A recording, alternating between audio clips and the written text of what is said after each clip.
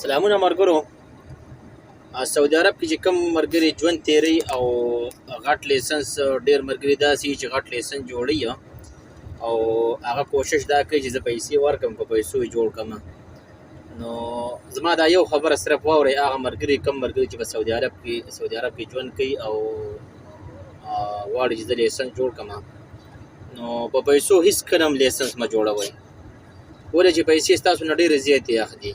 کم ناس کم یې 3.5 زرو نه د 3000 نه واخلسته 4000 پورې 5000 ریالو پورې چې کوم د تاسو نه ډیمانډ کوي، دا پیسې تاسو نه اخلي.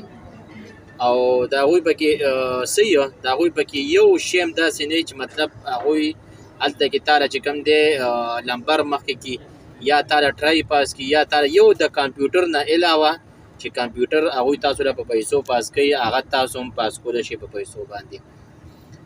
کمپیوټر چې کوم دی هغه هلته کې کسان ملاویږي، کسان پکې 1000 ریاله اخلي، صرف 1000 ریاله درنه اخلي کسان هلته ملاویږي، هغه هم پښتانه دي، همدغه کسان دي.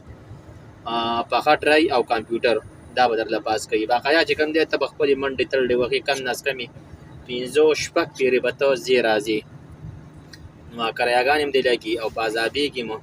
او هلته چې کوم دی هر څه یو نارمل کوم څه کوي هغه به تم کې پیسې چې کوم دی دا په زول ځي.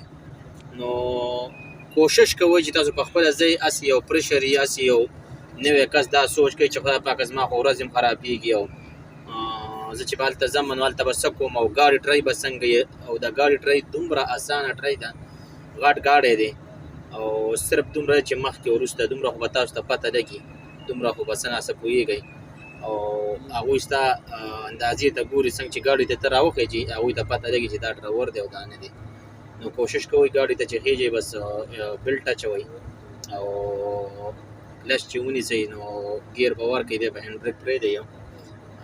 بقایا به ورته هغه وایي که په ریورس وي په ریورس به راځئ او که په مخکې به ورته هغه وایي.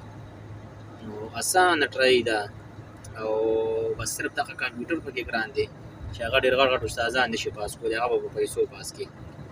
او نور بقایا چې کوم دی پیسې چا نه مه ورکوئ، دغه پیسې درنه په زول اخلي، دغه ستاسو څه پیدا نه درکوي.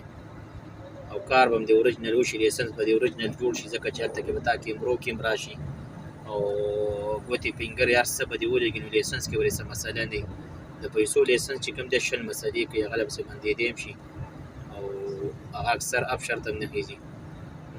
کوشش کوئ چې په خپله لاړ شئ، دلته ته په خپله لاړ شئ. او که بیا هم څوک داسې غواړي که نه چې زه یې په پیسو جوړ کړم او بیخي یېرېږي، نو بیا کوشش کوئ د 2000 نه پې زیات مه ورځئ، 2000 ریال نه زیاتې مه ورکوئ.